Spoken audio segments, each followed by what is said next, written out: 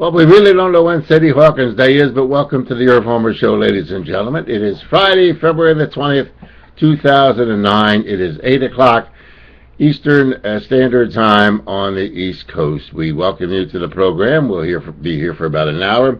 We started a little bit earlier today, and not that I have that much to say, but I usually imagine to get into something that you will find interesting or different.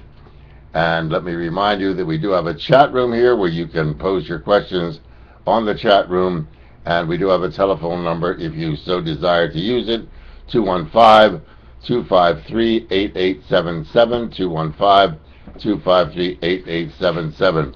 Once again, this program has no agenda, neither Republican or Democrat, conservative or liberal, no religion that I particularly adhere to, and if you believe in religion and faith, more power to you, so be it.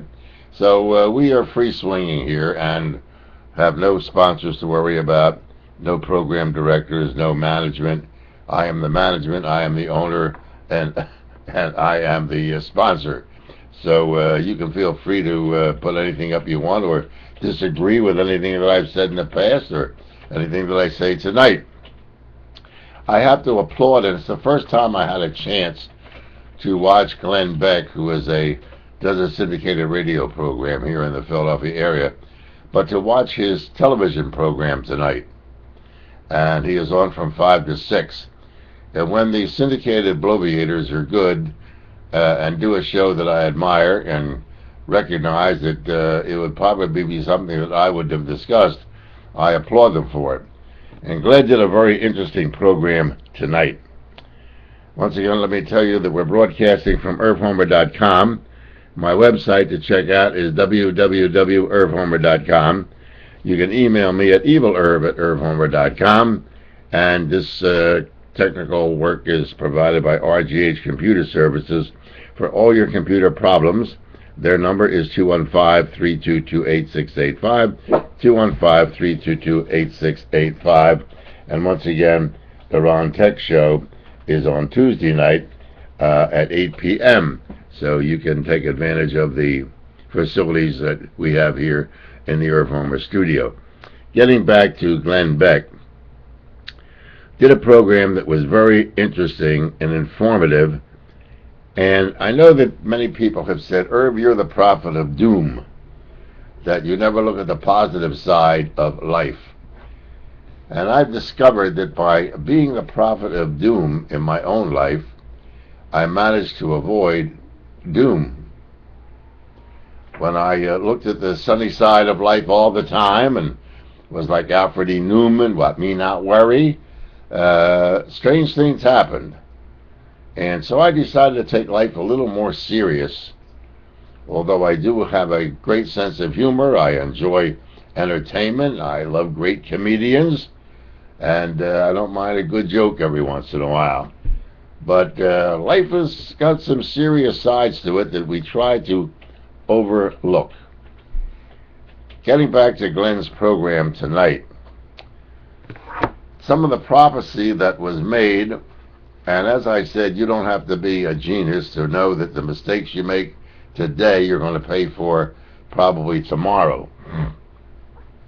What he was talking about with some guests that he had on the air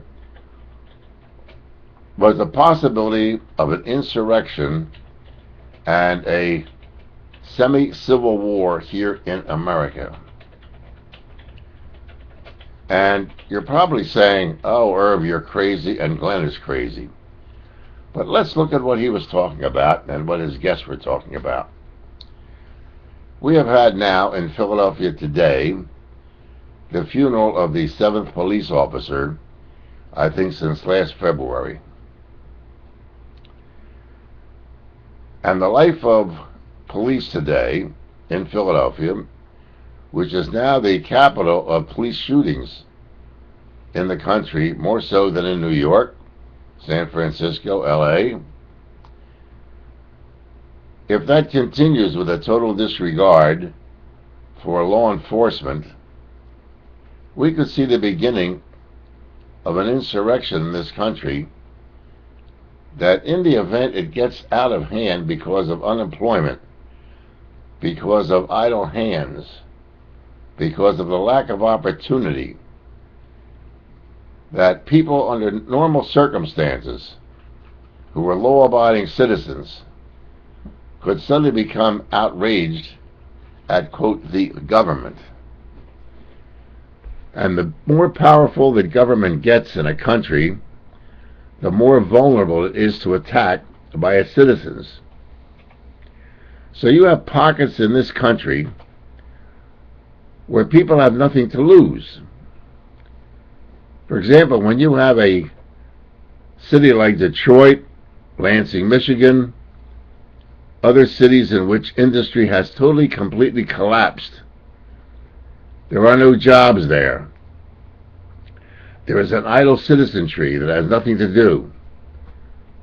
The stock market continues to fall. There doesn't seem to be any hope in their future. What do you think those folks are going to do? Just sit idly by and accept the stimulus package? Or accept hoping somebody's going to bail them out? Or waiting for God to save them?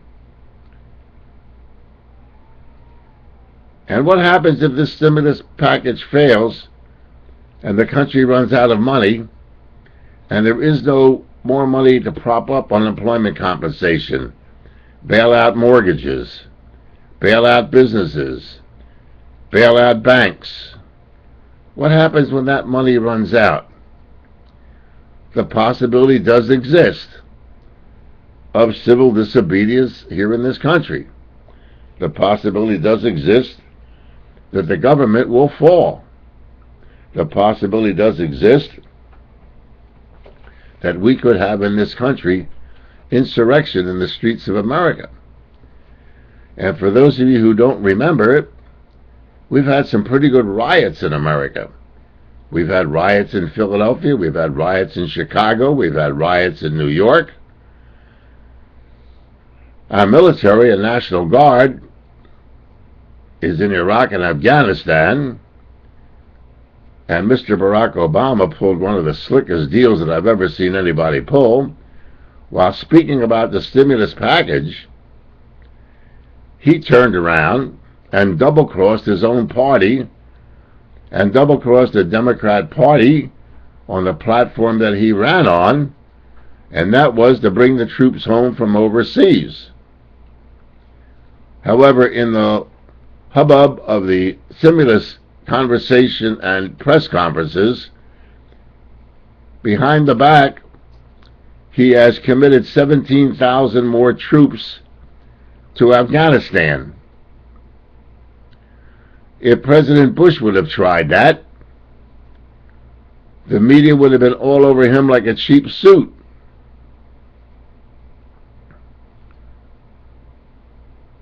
And so that, in my opinion, is one of the biggest double crosses that this president has pulled on the people that voted him to office.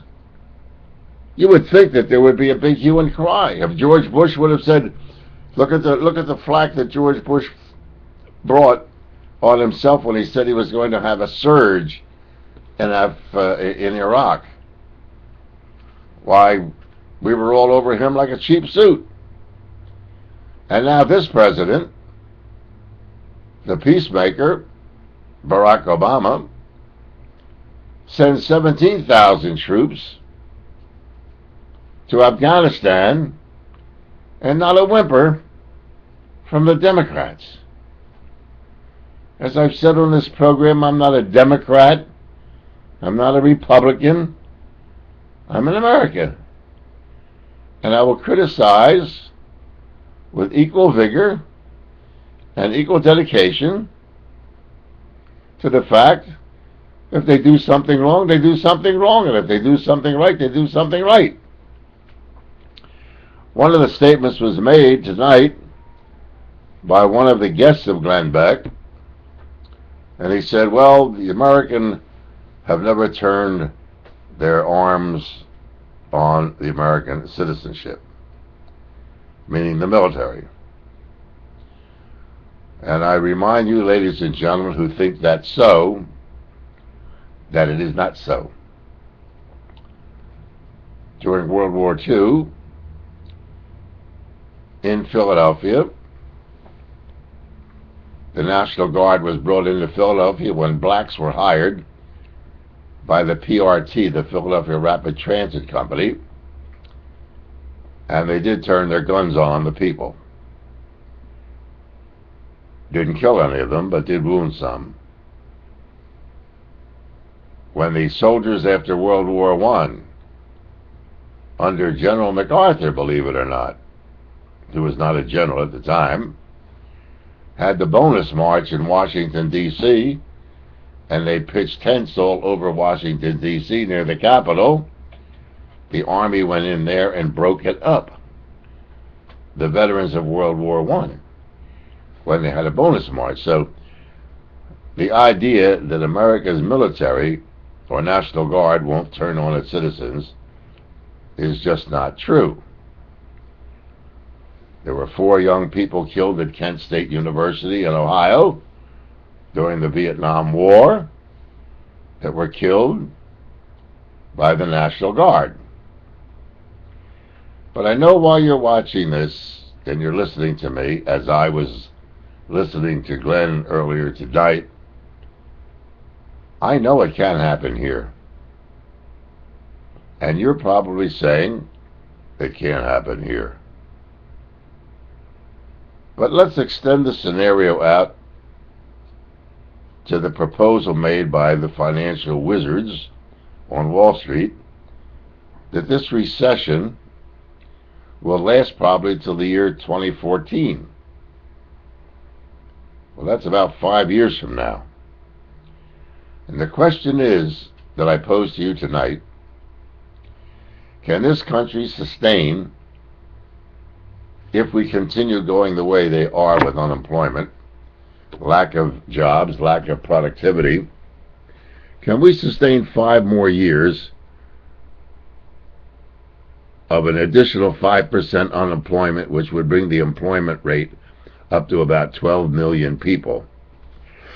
And how much money will it take to bail them out?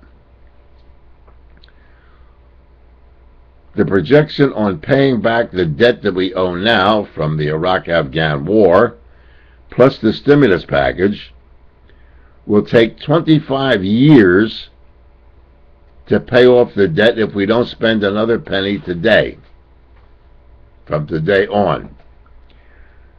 Which means in 25 years, the tax rate will probably go to about 75% of what you will make will go to pay off the debt. Now, these are figures, ladies and gentlemen, that are factual figures that the average person just totally ignores. So my question to you is this. You can get on the chat room, call on the telephone at 215-253-8877. Do you think it is possible that there could be spots of civil insurrection in the United States if this diminution of the economy continues? That's the question.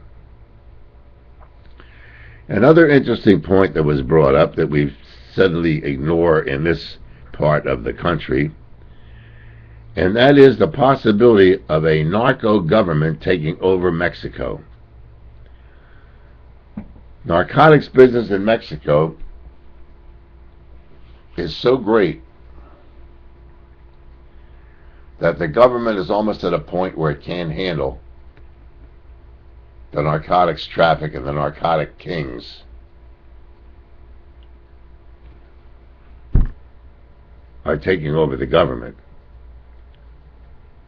And what will happen if the drug dealers take over the Mexican government?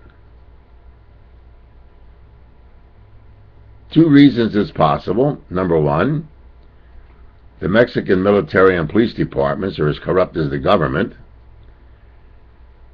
And second of all, it is the poor man's way to make money. Drugs is a very profitable business. So the possibility could exist that drugs will flow from Mexico across our border, and we could have a narco war in America.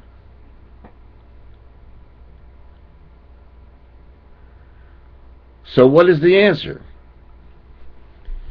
And do you think it is possible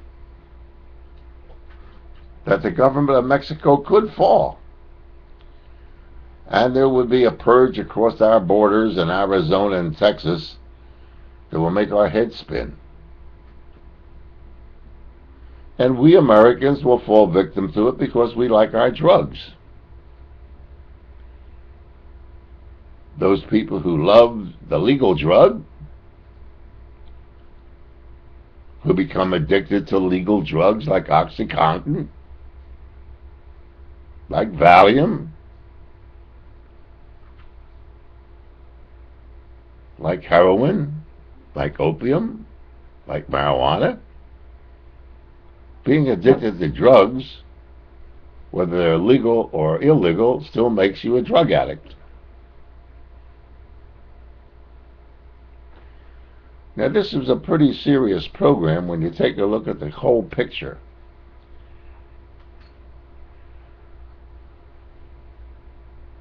Holbrooke is in the Middle East right now, concerned about the potential of Iran now having missiles capable of striking Israel. Israel has just voted Netanyahu as prime minister, who is an extreme right-wing conservative military-oriented guy. And he, in no uncertain terms today, told the president of Israel that his government is not going to tolerate Hamas sending missiles over from Gaza, or even allow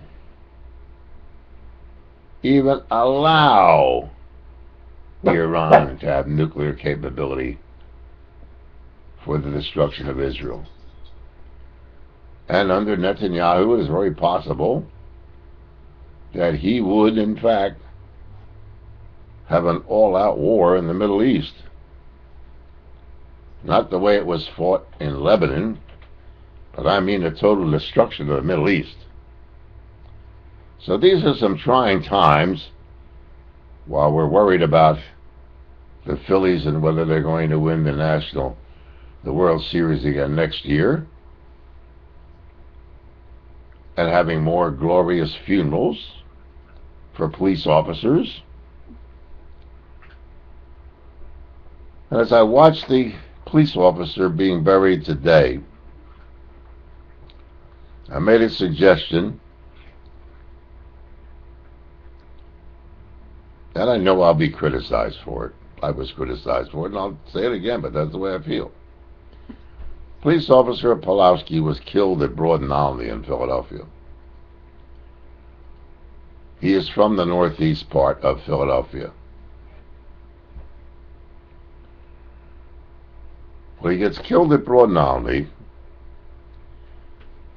he lives in the Parkwood Manor section of Philadelphia, which is the far northeast. The funeral parlor is up here in the far northeast. They then take the body all the way down to the Parkway, to St. Peter and St. Paul Cathedral, have a magnificent funeral symbolic of the President of the United States. Horse-drawn carriage, a riderless horse following the carriage. It was symbolic of President Kennedy's funeral, if you recall. And then the body was brought back up to the northeast for interment. In the meantime, the people of Broad and Olney, they're going about their business. They don't know nothing. So I said the funeral of a police officer should be in the neighborhood in which he is shot. A church of the denomination of the officer, I'm sure there's one located around Broad and Olney. The service should have been held there, so the people in that area should be witness to the death of the police officer at his funeral. And the funeral director should be from that neighborhood. And all of the police officers from all around the country that came to his funeral should be in that area. So the people in that area know that there was a police officer killed at Broad Knolly. Meantime, everybody around Broad Knolly's on their own happy way. The hell do they care? So the guy was shot there. They buried him way up in the Northeast, took him way down to Parkway, bring him back up to the Northeast. They don't even, so law's gone, it's forgot already. And so we'll have another police officer shot. Unfortunately, we will. And we'll go through the same thing again. And I was criticized, saying, well, you have to remember the privacy of the family. Of course you private. But the family's been on television for 4 days now, 5 days. So the privacy of the celebrity status of the police officer excuse me, was not private, it was very public. Just a suggestion. Of course, there's nothing you can say, or you're going to have all the parades, you're going to have all the police officers, you're going to have all the priests and ministers and rabbis and clergymen and blah, blah, blah, and all. It doesn't mean the man's dead. Nothing's going to bring him back. But it concerns citizenry in the area in which the police officer was shot. May be an advantage. I'm Irv Homer, who I am. We'll get to the chat room in just a moment. There's some room on the chat room. I watch the news, as you do, I'm sure, and we see these little symbolic gestures of raising money for our troops overseas, the phone cards and all those things. And we see a member of the armed forces come home, welcomed by his community and flags. Good stuff. Good patriotic stuff. I have no objection to it. Makes you feel warm and fuzzy. What about this article that appeared in the Philadelphia Inquirer on the editorial page? Anybody listening to this program give a damn about this? It's entitled Military Suicides. Well, we don't want to hear about that. They must be cowards. Right? More American soldiers may have committed suicide in Iraq and Afghanistan last month than were killed in combat. In a surprising but needed show of transparency, the Army has disclosed there were 7 confirmed and 17 suspected suicides in January. That compares with 16 combat deaths last month. The 24 suicides are 4 times the number in January of 2008. There were 6 in January 2007 and 10 that month in 2006. The Army rarely releases a month-by-month update on suicides, but officials were so concerned that they went public with the numbers and briefed Congress. That drastic change is welcome. You can't attack the problem with a cover-up. And then a report released last month found that 128 soldiers at various duty stations had killed themselves in 2008, the highest yearly number on record. Additional deaths are being investigated as suspected suicides. The deaths were spread fairly evenly among soldiers stateside and overseas. 37 committed suicide while deployed overseas, 50 after their return, and 44 were not yet deployed. Suicides were also up in the Marine Corps, which reported that 41 Marines, including 6 serving in Iraq, committed suicide in 2008, the highest rate since 1995. Soldiers are under great stress from repeated and extended tours of duty in Iraq and Afghanistan. Some have problems related to jobs at home and legal and financial issues. The military recognizes what is happening but needs to beef up its plan to address the problem with more mental health counselors. The Army is also instituting special month-long training sessions to help soldiers recognize suicidal behaviors and intervene if they see those signs in a comrade. Besides the stand down to facilitate training, the Army is planning a suicide prevention program for all soldiers from the top of the chain of command down to the rank and file. Those are steps in the right direction, but the Army cannot stop there. It must shed the entrenched macho culture that discourages soldiers from seeking help. More mental health screenings are also needed, as well as more support services for military families. Simply by disclosing the alarming suicide trend, the Army has opened the door for more soldiers to seek and receive the help they need to defeat the enemy inside.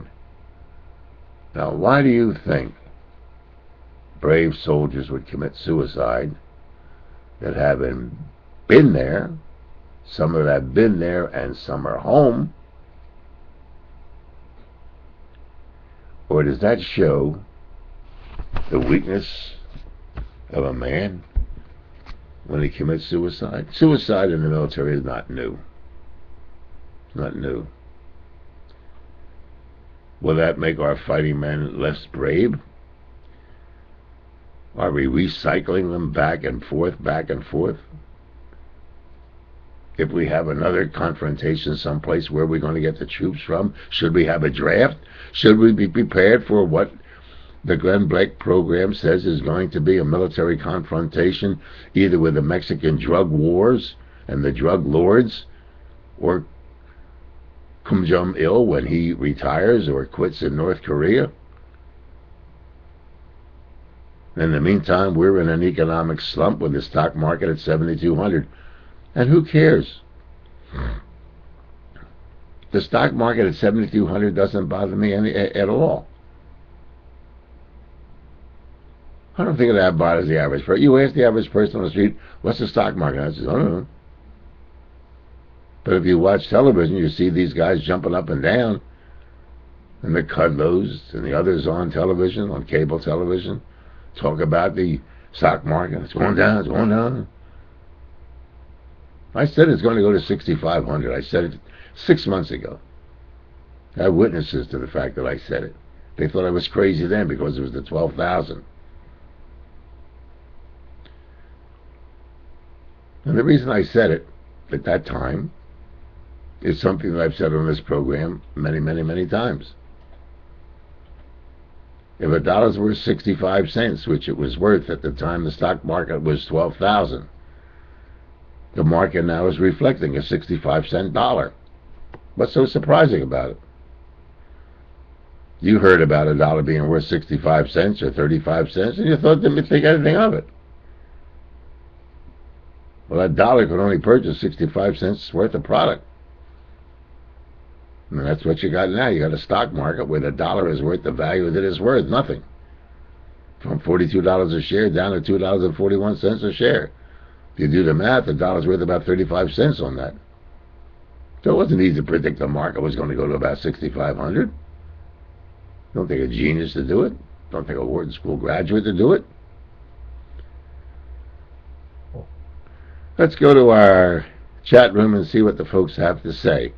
Once again, the telephone number is 215-253-8877. The government will just monetize the debt and eventually totally destroy the currency. Well, then what happens? I think it is very possible that there could be flare-ups in the country, and this time I think there is a possibility that the military could turn against the government. We have screwed the veterans of the Gulf War and the Iraq War royally, and paybacks are a bitch. Well, you're very possible there too, John. But it's something to take into consideration. If we bring back, Barack Obama brings back 130,000 troops, or let's say he just brings back 100,000. Let's assume that we've won in Iraq. Let's assume that General Petraeus is right. Let's assume that the Iraqi government becomes stable. Let's assume that all that good stuff happens. We still will bring home, say, 100,000 troops. Okay? 100,000 troops who have lived 7 days and 7 nights a week in some type of stress-oriented combat situation. They come home and there's no job for them. Their wife left them. Kids don't recognize them. They can't sleep at night because they're a little wackadoo. And I make no bones about it. I say it with all sincerity and all honesty. If you've been in combat, you're nuts. I don't care who you are, including me. Because since I got out of combat at the end of World War II, I've been nuts. Take my word for it. And nobody, I submit to you, nobody who has ever been in combat is sane once they come out.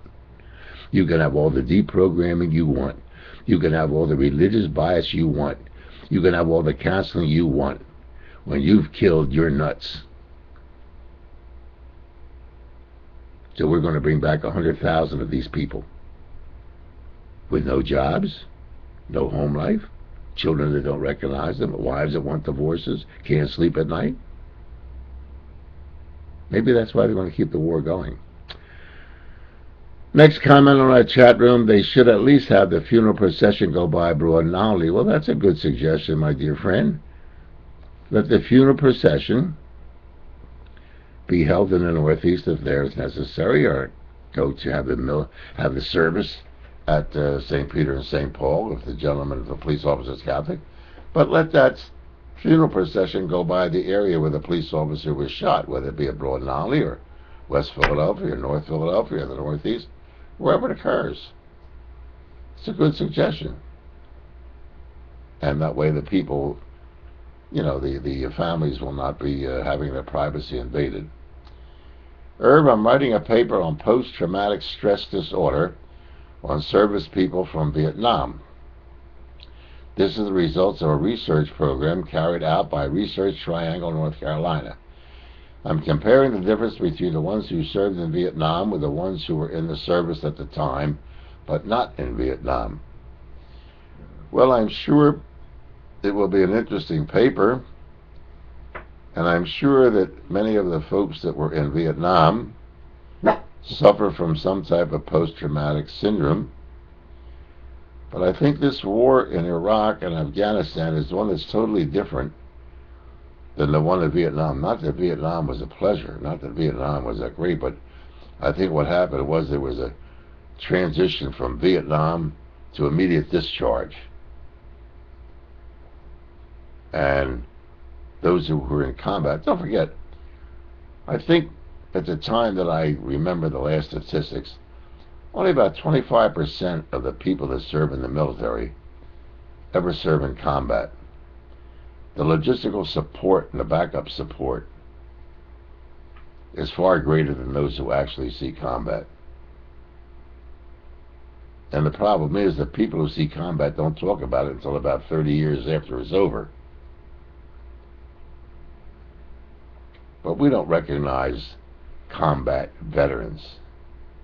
We recognize the windbags who've never served or who served in a back station somewhere as a cook or an orderly room.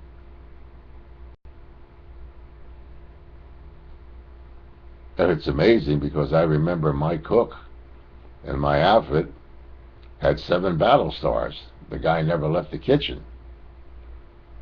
But since he was assigned to a bomb group that had 7 battle stars because of areas that we bombed, he had 7 battle stars on his ribbons. So the mere fact that somebody's wearing a bunch of spaghetti on their chest doesn't necessarily mean that they were in combat. How do you feel about suicide? Is a military guy in the army who commits suicide, is he a coward or is he a hero? Our chat room is open. The telephone is open, 215-253-8877.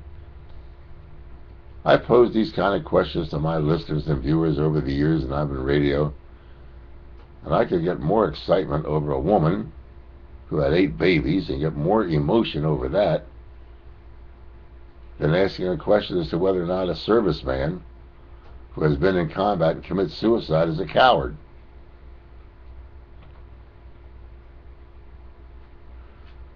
To the chat room, I used to think that jobs would come back to the United States as the standard of living went up overseas.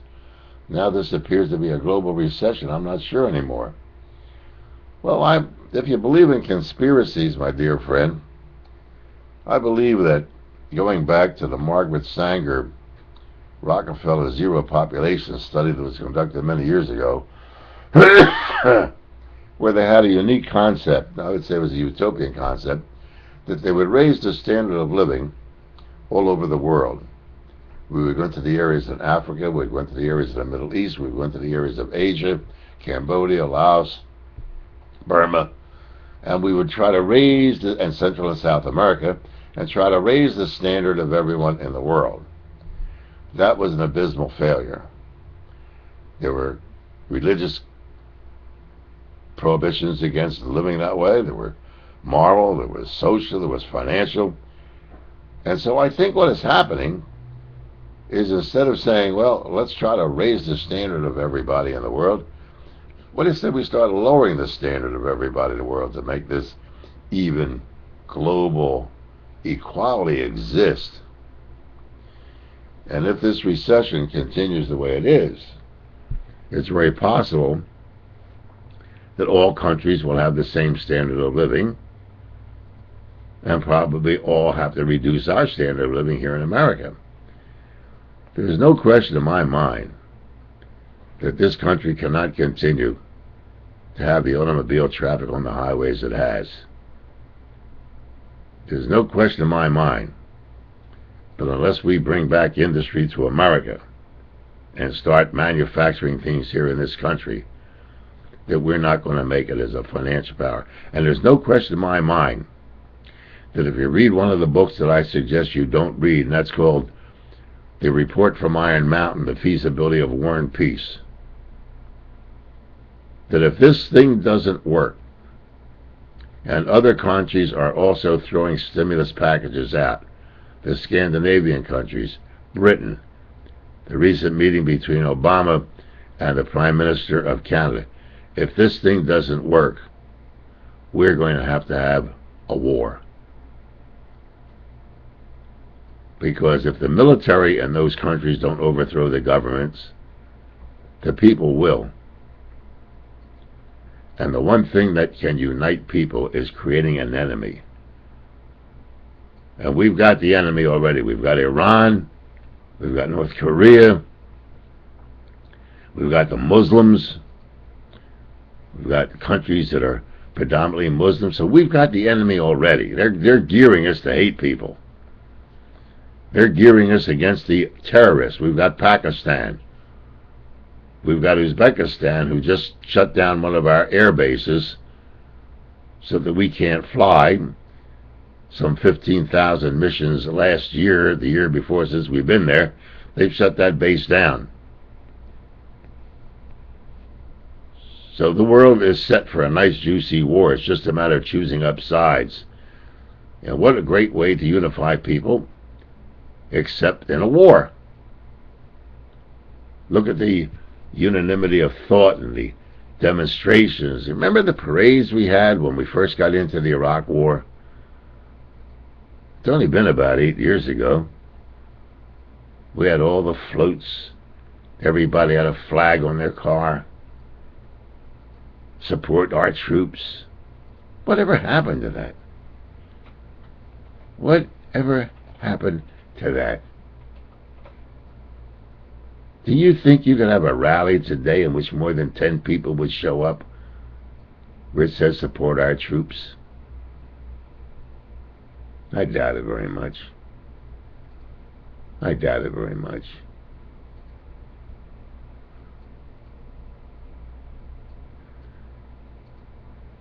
Irv, I've been pushing the creature from Jekyll Island for years.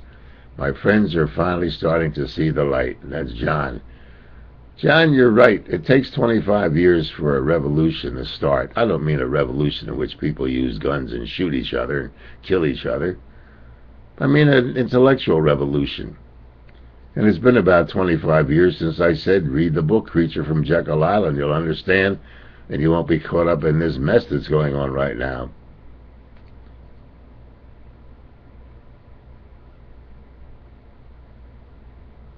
Called It How to Woman. I did a program today on my commercial radio station, and I said, what does 7,200 on the stock market mean to me? And a very dear woman called, and she said, Irv, she said, when I looked at it, she said, I was going to put my head in the toilet. when I called my financial advisor and said, what happened to my money? But see, the point is that it doesn't mean anything to you right now. Because most of the money that is lost in the market so far, from what we determined today with some very great callers on that station, which boggled my mind, is that the money that has been lost so far is not the money that you're going to need to live on. Some of it is, of course. But by and large, that is money that's been stored away for your retirement by the portfolio managers of the companies that you work for. But that money for your retirement isn't there anymore. And so you hear people say, well, I better have to work another 5 years or 10 years because their 401k has been diminished or their pension fund has been diminished. So it really hasn't hit yet.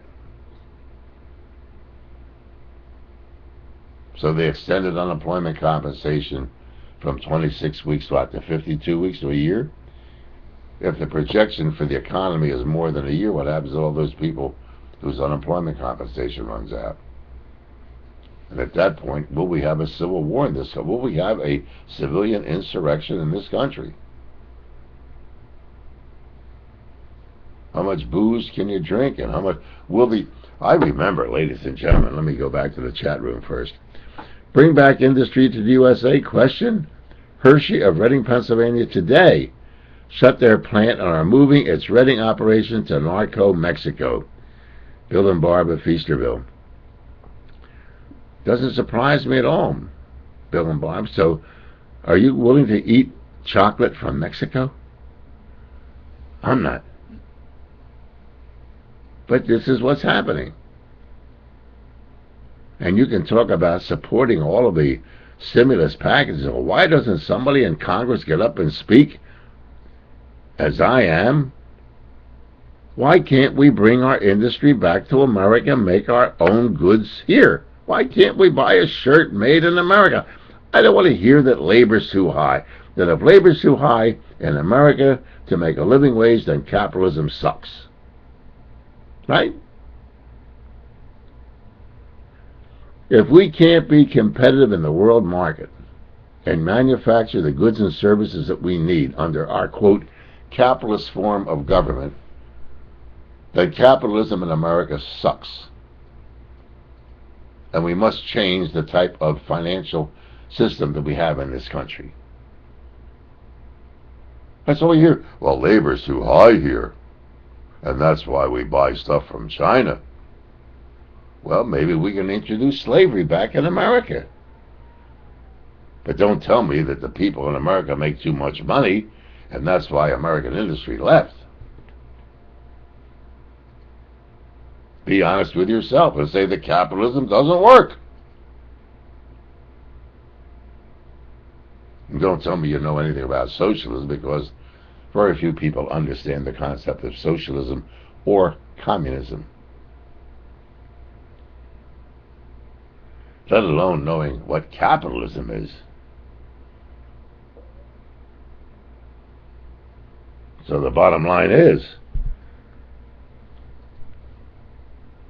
you have two schools of thought in America. One is, I'm concerned about what's going to happen. The second is the Alfred E. Newman. I'm happy. I don't know nothing. Ignorance is bliss. I don't want to know about that stuff. I'm going to go to the ball game. I'm going to go to the theater. I'm going to go to the restaurant. I'm going to go to Mickey D's. I'm going to go to the happy hour.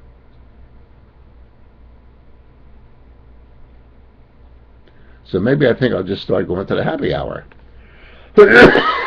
Excuse me. On our chat room, Irv, are our elected officials purposely selling us down the road? It sure seems like treason to me. Well, they're not purposely selling us down the road, my dear friend. We have a bunch of the most ignorant people that represent us that I've seen in many, many years. And I've also seen the most ignorant people in the country as constituents. I may be beating an old drum. I probably am. But damn it, to know the answers to any problem that you have, that what politicians are doing to our country today, I suggest that you demand that everyone get a copy of the Constitution of the United States and read it. The elected officials, with the grace of the people who they represent, have gone so far away from what this Constitution, which is a contractual agreement between we the people and our government, and we've let them get away with it, that they're not purposely selling us down the river. We've given them the boat, we've given them the paddles, we've given them the sails, we've given them the outboard motorboat to sell us down the river, because we don't have the faintest idea what they're supposed to do.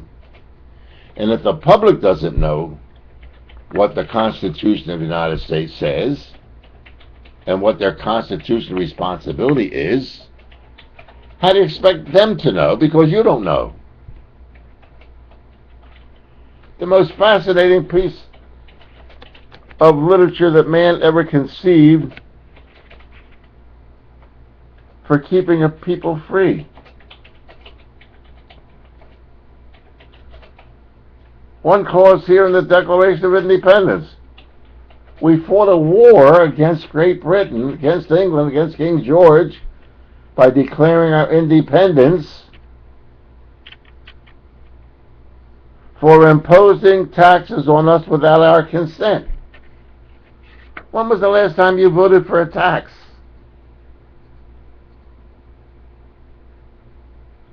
Well, we fought King George because he did that.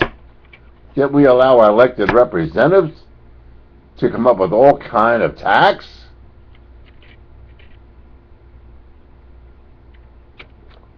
Read the thing.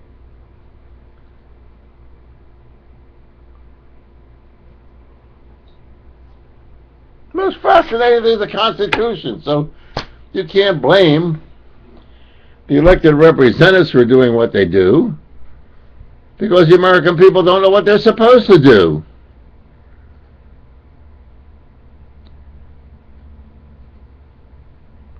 So the elected officials, my dear friend, are not purposely selling us down the road. A, they don't know what they're supposed to do, because the lobbyists tell them what to do, and the political party or their church tells them what to do.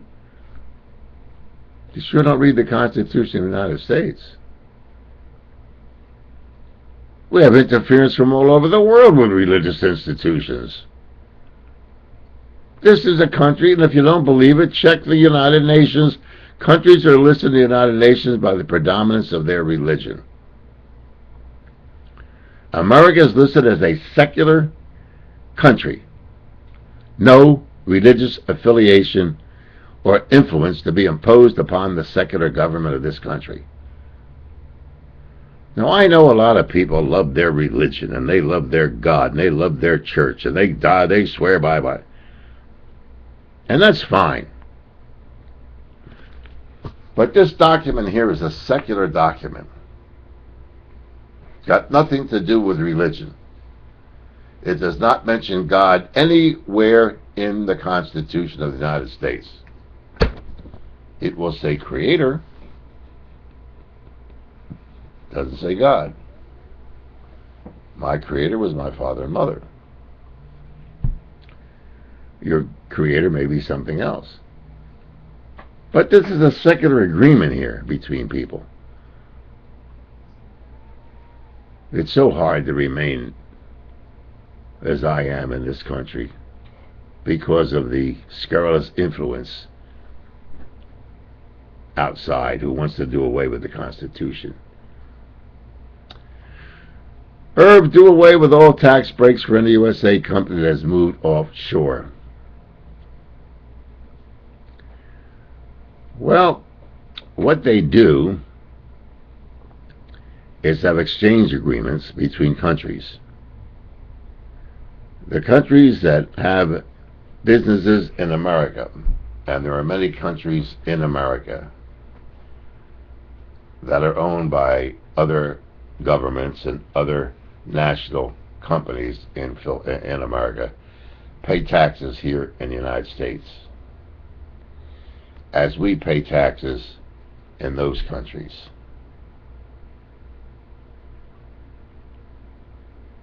So that reciprocity is why they get, quote, the tax break here, but they don't get the tax break in the country where they are located. However, there is very unequal parity between the two. Now, if they had a dollar for dollar parity on the taxes, that I would agree with. But that's the reason, my dear friend, that they get, quote, the tax break here. They do pay taxes in those countries because those countries are providing the services of their fire departments, police departments, and all that kind of stuff.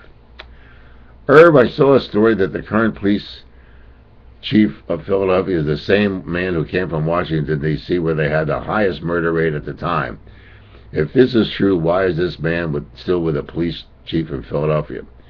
Well, it is true that Commissioner Ramsey came from Washington, D.C., which was the murder capital of the country, and he is now here in Philadelphia. I said at the time that he was appointed chief of police with all of his high crime area, his influence in the going to drug areas. I said on the air, once again, the curmudgeon that I am, the politicians were related with Commissioner Ramsey. I never had the pleasure of meeting the commissioner, never interviewed him, so I don't know him. But at the time he came in, he was given accolades. Does a radio program, I believe, once a month in Philadelphia. He asked questions all the time.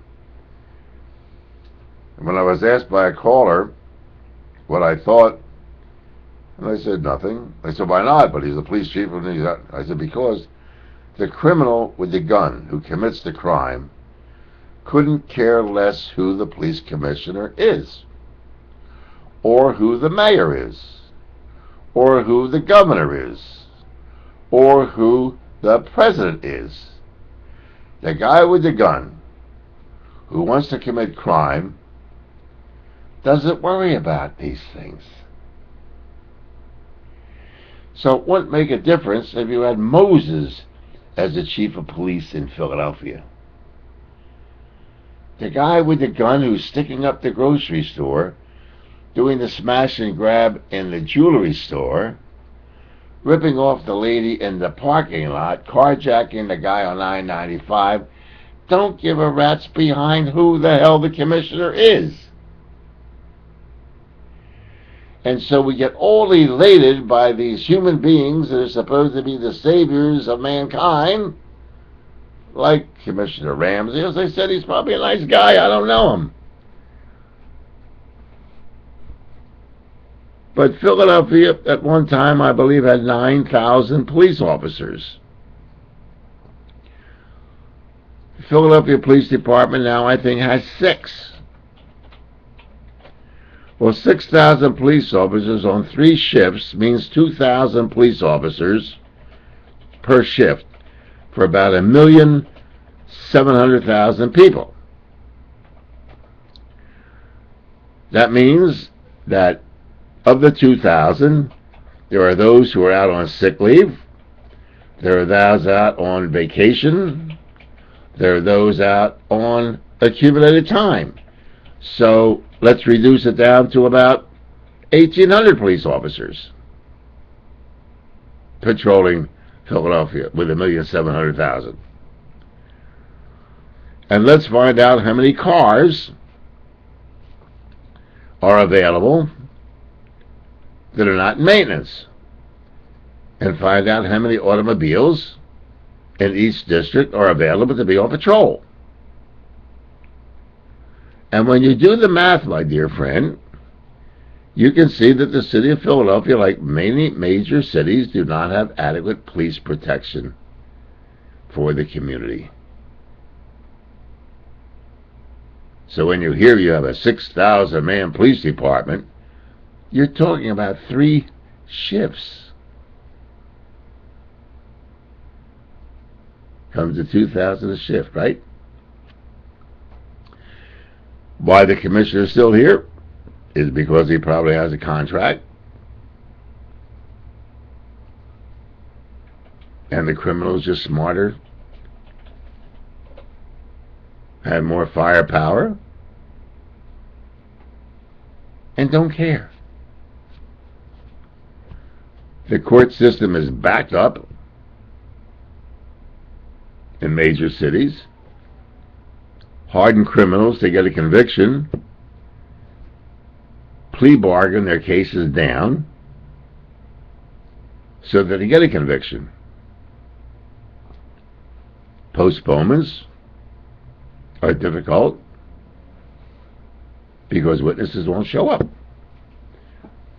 So it's very easy to shoot your mouth off, as many people do, including myself sometimes. But when you look at the whole thing, you have to do that. To the phone. Let's go to the phone on the Irv Homer Show. Good evening. Hi, Irv. This is Rick in Percy. How you doing? Good, Rick. How about yourself? Great. It's great to talk to you, Irv.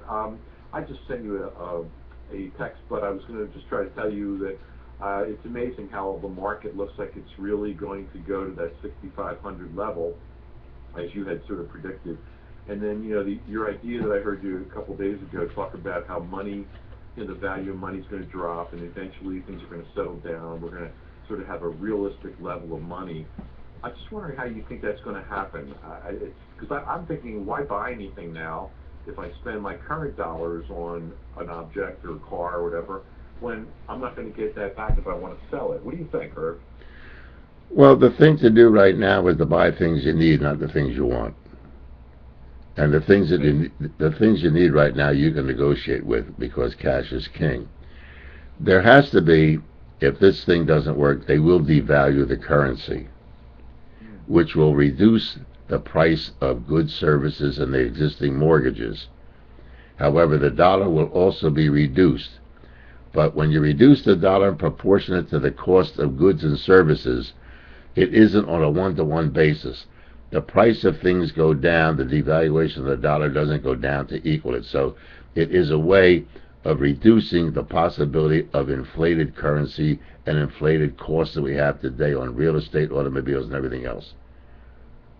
The thing that worries me most is all of us who are holding mortgages have Right. a dollar value. Like Right. I have a $200,000 mortgage, Right. which I have a house worth $350 or so. How's that going to all correlate, and how's that going to happen that this gets readjusted in your view? They'll readjust it by a devaluation. In other words, your house that's sold for $300,000 will be worth only $200,000, but the dollar in your pocket will be comparable to making that payment on that $200,000. So you won't have a home worth more than what your income is to pay for it. Wow, that's going to be unbelievable. Well, that's what they did in Britain twice so far. They did it in France once.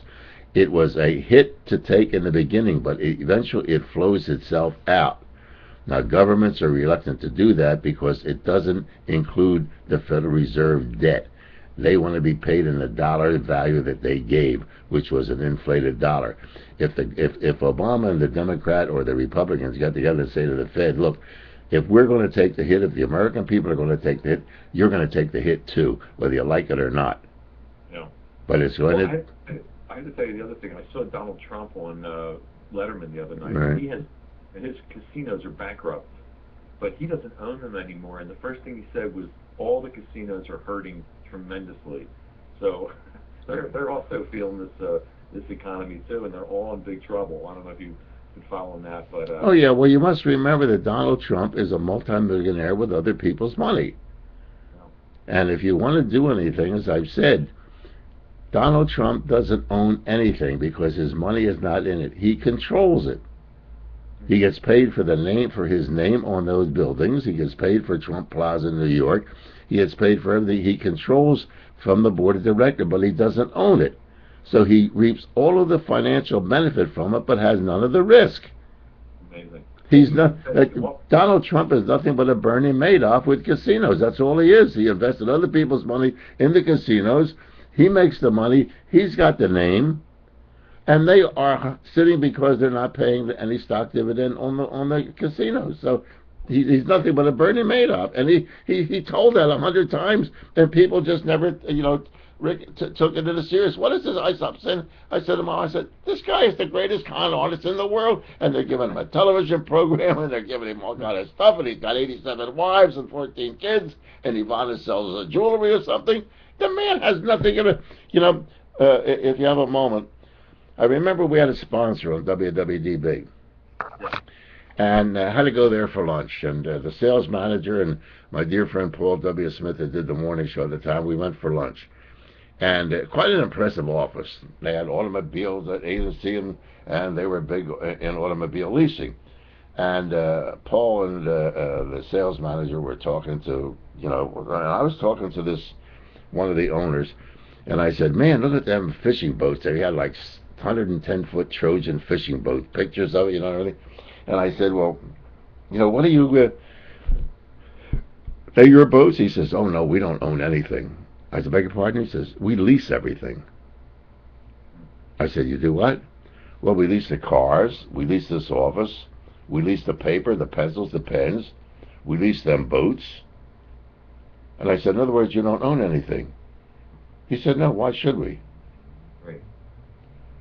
Getting in the car, going back to the radio station, I said to the sales manager, don't put this guy's commercial on the air until the check clears. Why? I said, they don't own anything. They leased everything using other people's money. Wow. And that's exactly how Donald Trump operates. So don't take up a... The thing was, at the end of this segment, right. He looked at the camera and he said, they've run the casino in the ground. They're all three of my old casinos are bankrupt, and I've offered to buy them back, and they turned me down. So he's sitting out there after this thing goes down the tubes, and now he wants to buy it back. Why? So it's amazing. Because he knows how to run a casino, and he knows... I hate to give stories, but I'm full of them. I had a bar at 15th and Lehigh, and when the neighborhood changed from white to black, it was a transition there. I didn't have white customers, and black was the neighborhood was changing. So I said, I'm going to sell it. I sold it to two fellows that had a gasoline station, two brothers that had a gas station at Broad and Clearfield. And I said, do you know anything about the liquor business? They said, no. I said, then I suggest you don't go into it. Oh, no, I said, okay. Make a long story short, 5 years after I sold it to them, I bought it back from them for half the price. Wow. And that's what happened with Donald Trump. Guys thought if you have a casino, all you do is buy the casino, buy the stock of the casino, and people are going to flood in. Well, it's a little more than that. You have to promote them. You have to know the comps. You know how to set those slot machines. You know what your percentage is going to be on the table games. You have to know all that stuff. The guys that bought into the casino business did not know the casino business. Trump did. That's why he can buy it back and make money at it. But didn't he want to build one at Pine Park? Wasn't that his deal, and it got turned down? Yeah, OPM. Donald had no money in it whatsoever. Take a look at the guys who are going to put money. Richard Sprague, the attorney that just turned on Fumo, was one of the investors. Richard's a very wealthy man. Brian Tierney, the owner of the Philadelphia Inquirer, he was a partner in with Trump. You name all the big shots in the city of Philadelphia and Harrisburg, they were going to put money up so they could use Trump's name. Wow. That's amazing. Well, he's unbelievable. It's always a great pleasure. Rick, have a great weekend. Thanks so much. Thank you, ladies and gentlemen. It's been a pleasant evening once again. My name is Irv Homer. We're broadcasting from IrvHomer.com. My website is www.irvhomer.com. You can email me at evilirv@irvhomer.com. Once again, RGH Computer Services for all your computer problems. Their telephone number is 215-322-8685. 215-322-8685. And don't forget, the Ron Tech Show it began Tuesday, February the 10th. Every Tuesday night, all your computer questions can be answered, and if they don't have the answer, they'll get them for you. Once again, let me remind you that we do have a neat little group of folks here that listen and participate in this program. And the opinions are my own. And if I see something on the news that I think is worth discussing, I will. If you read something in the news that you feel like you should be discussing, don't be afraid to go in the chat room or give us a call. Once again, please, I've given you a list of 10 books I don't want you to read. I see that a lot of you are starting to read them and getting educated. But do yourself a favor. You don't have to become a fanatic. You don't have to go crazy like I am. You don't have to use this as your Bible. You keep your Bible for your spiritual needs. But get a copy of the Constitution of the United States for your secular needs. And when you see something going on in government, ladies and gentlemen, you'll know how far they've gone astray from what this country is supposed to be. The Declaration of Independence spells out specifically the grievances against the king. The Constitution of the United States is the remedies for the problems that the king created. So all of the answers, finances, debt, political freedom, secular separation, is all spelled out in the Constitution. And these guys have gone so far from what's in here. It's up to you, the people, and we, the people, to get the country back. We don't have to get it from Al-Qaeda. We don't have to get it from the Muslims. We don't have to get it from the terrorists. We've got to get the country back from our government, who is made up of people who, pardon the expression, don't know they're behind from a hole in the ground when it comes to the Constitution. I'm Irv Homer. Have a great weekend. We'll see you Monday with Pearl Polto. We'll be speaking about new changes in the credit card laws, what the stimulus package means to you if you're involved with credit. Is it good for you? Is it bad for you? And I think Pearl will go into how you can get a home right now for practically nothing. Stay tuned. We'll bring you more stuff.